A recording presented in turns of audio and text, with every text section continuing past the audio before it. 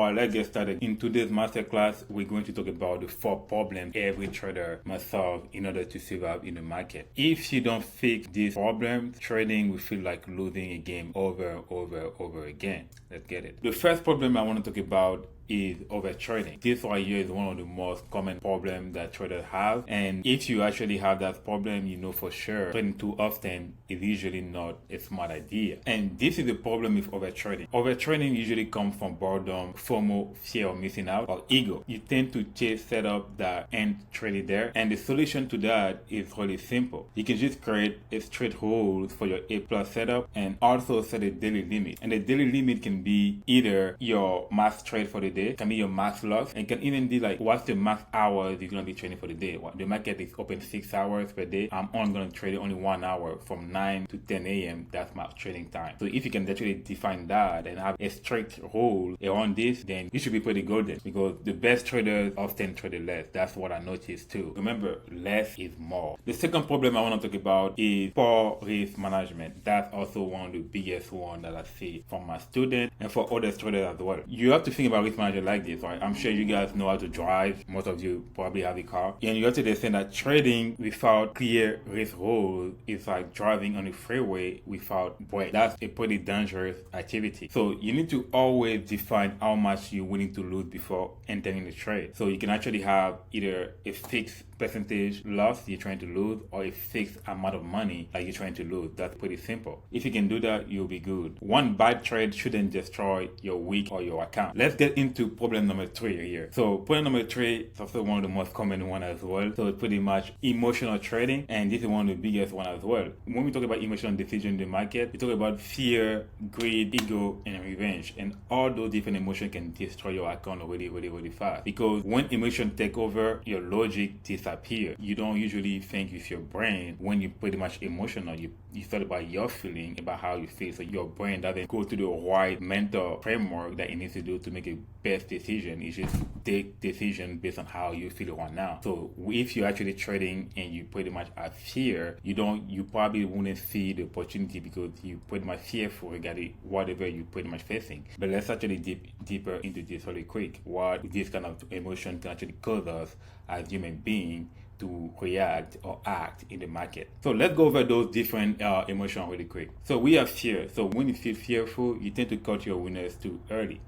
And that might look like this. You pretty much green, you up 400 or 40% on a trade, and let's say the stock is at 11 and your target's at 12. The reason why you probably take your wins early is because you're afraid that most likely you might not go and hit your target and might reverse on you, because something like that actually happened in the past. So you're fearful about that specific scenario, so you don't give yourself an opportunity to actually hold your winners with longer, for you to actually hit your actual target so you can make more profit. Right? So because when you pretty much take a winner trade, you want to maximize your profit, man. Your fear, that emotion actually stop you to doing that. And that's fear with a winner. The other part of fear is when you actually fearful to lose money, so you see an opportunity, you see your A+ setup, because you're afraid to lose your money, so you don't even get yourself in a trade to be able to actually profit from that trade. But if you're scared to lose money, if you're fearful to lose money, you should stop trading right away. Trading is not for you. The first requirement of trading is risk money to be able to make money. You should be able to actually lose money. One of the easiest psychological hack you can actually have regarding fear losing money in the market, you just think about like every time you enter a trade, after you define your risk amount, your max risk amount for the trade, just imagine that you actually lost it. All right? If you can actually have your brain, your mind accept that money is gone from your account, it's way easier to accept risk and actually focus on the opportunity that the market might have offered to you on the silver plate. The second emotion I want to talk about is greed. And greed usually happens a lot with traders. We actually deal with that a lot. When you're greedy, you pretty much tend to actually hold your winner too long. I was one mistake here, holding your loser too long. Holding your winners too long.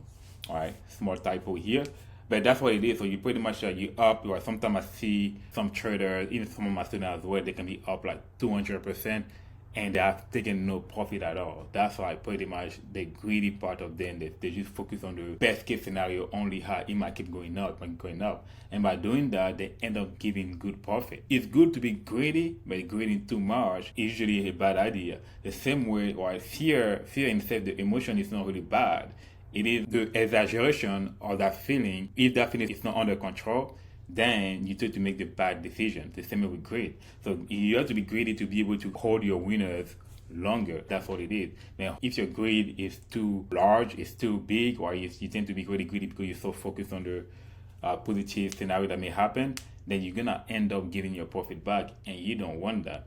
The third emotion I want to talk about as well is pretty much ego. So when we get about ego, it's pretty much refusing to admit your mistake. You're refusing to take a loss. That's a sneaky feeling that people don't talk about a lot in the industry. The ego of a trader can actually kill him, and I can tell you that from experience. I blew up an account just from my ego because I refused to take a loss. I kept average down the same trade, and if I just admitted that I was wrong, instead of taking that big loss, I'll probably take like 1/5 of that loss, and I probably save a lot of money and get to another trade when I can actually recover from that trade and even make more money. And my ego refusing to admit that I was wrong on that trade and all the market go against my direction, that actually cost me a lot of money. So ego right here is another account killer. The last one, really common as well, revenge. So revenge trading is one of the biggest things also in the market. So every time a trader lose money, right, we don't like to lose as human beings. We like to win. We love that feeling more than losing. While losing doesn't feel good. So when we lose, especially when we talk about money, right, as human beings, we're super connected with our money because we tend to actually give our life. Right? When we work, we actually spend time. It's pretty much like time of our life. We actually sell it to either our employer, or if you're a business owner, you sell it to your business to be able to make money. So when you lose it, it's not just about the money you actually lost. There's a lot of like feelings, a lot of sweat that actually come in or into it, a lot of emotion. So when you lose that money, your first reaction, I want to make it back. All right. Every time you lose money, it's not even about trading. Everything you do, if you lose money, your first reaction is trying to make that money back. It's not even trying to make more money. It's about, I want to make it back before I try to make more. Right. So the revenge trading is really big. So that's something you get to actually watch for when you trade. So the last problem I want to talk about is no system. Traders trade with lack of system. There's no system at all. So the system can be really simple. Right. I teach a lot of system to my students, system and framework. But you can actually have a small basic system, because if you have no system, you have no consistency. Right? You can improve what you don't track. That's something you need to understand. It's almost impossible to improve what you don't track. You can be lucky, have some improvement, and when you improve, you don't even know where you improve and how you improve. Because you don't know where you improve, because there's no tracking system, then therefore there won't be any consistency. So if you want to improve, make sure you track whatever you do. But most traders, they have no routine, right? No strategy, no review process. It's pretty much like random input, random action, and that's what they have, random result. So if you're a trader, you need structure. For example, you need a tested strategy. You need to have clear rules for entry, exit, and how you're gonna manage a trade. Super important. All right, you need to know how that strategy perform in what kind of market condition that strategy have the best win rate. You need to understand that. That's something you need to track. The second thing you want to have, you want to actually develop a journaling habit. Right? You need to be able to do that, because that's how you're gonna go as a trader. If you can document every trade and your emotional state, that's not really common. People don't really do that. I see once people actually develop the habit of journaling, which is most people even do that in the first place. But when they do, where people only journal the entry and the exit, and that's it. One of the most important things, what actually unlock a lot of growth for me as a trader, is be able to actually reflect on my emotional state. So if you don't actually journal, because when you talk about journaling all the time, people think you always have to write all the time. If you don't want to do that, you don't want to do that, because it can be time consuming. Right? I used to do that. Now I'm doing it a different way, because I don't do it the way I used to do it because of time constraint. Sometimes I do, but the way I like to do, I for sure make sure to go through my trade, document my trade, review my trade, and be able to actually see, okay, in that specific period, how was I feeling? Why do I act that way? I need to actually log my emotional state. Right? I need to reflect on that and spend time on that. So I do that either at the end of the trading day, or I actually do a big recap on Sunday before the next week, so I won't repeat last week's mistake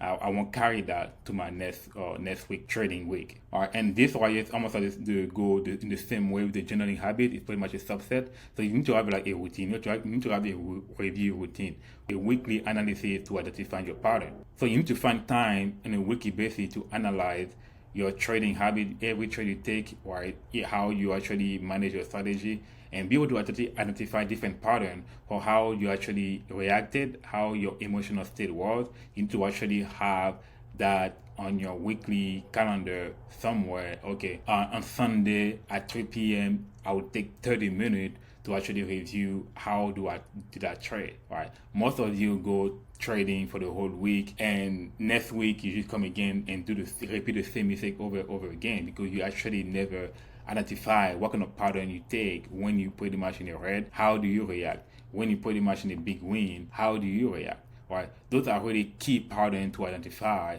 and know how you actually react when you have different trigger coming from the market. Because when you're able to actually identify this pattern, when you trade live in the market and you actually feel those type of emotional state, oops, when I'm pretty much in a losing trade, I tend to be really super fearful, and I tend to actually either heavily average down, or I go past and break my rules, or I tend to be really fearful and I call the trade before you actually go and hit my stop loss. All right, you need to actually know exactly how you react based on different emotional states. Good thing to actually try, guys. So let's have a quick recap really quick. So the four problems, the first one we talk about, we have over trading. Well, you're trading too much without an edge, without a game plan. That's a no-no. No, big no. The second one is pretty much poor risk management. You have no clear risk rules, your position sizing off, you don't reset your stop loss. No, big no, not that. Stop doing that. The third one, which is the big one, emotional trading. You're pretty much letting your feelings, your emotion override your logic, making emotional decisions over again. That's an icon killer. If you keep doing that, most likely you're gonna destroy your account. Stop doing that. And the fourth one is lack of process. With lack of process, you're gonna have consistency. No system, no review routine, no way to replicate your success if you were lucky enough to actually be successful. You want to be able to have a system, a process you can actually replicate over again. So make sure you actually have that in your stuff. So these four problems are the real reason why traders stay stuck. If you can fix just one, that will actually boost your result. All right. If you have all those four at the same time, it's gonna be hard to fix all of them at once. Just like be able to actually spend time identifying your first weakness, your strongest weakness. If you can actually identify that, work on that first.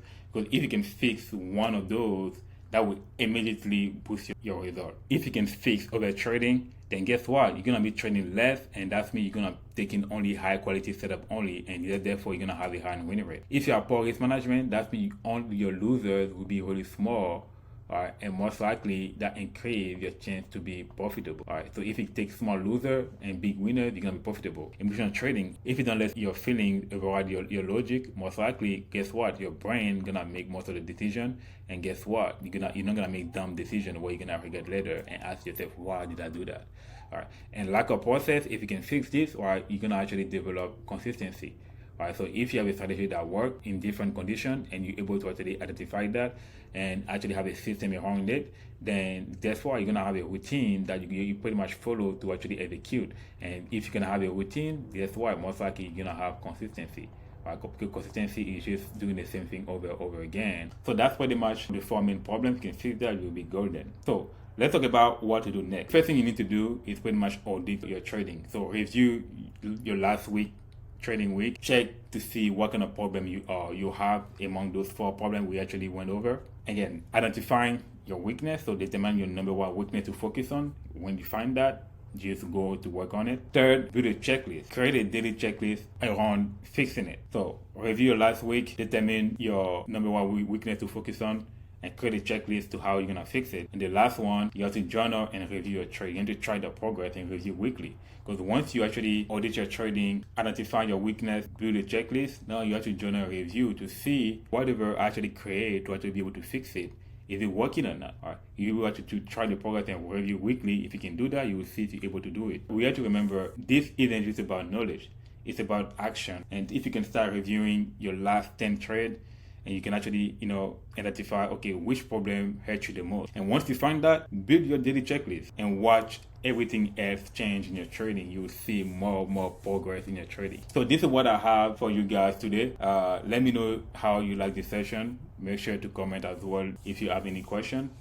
Thanks for watching. See you on the next one.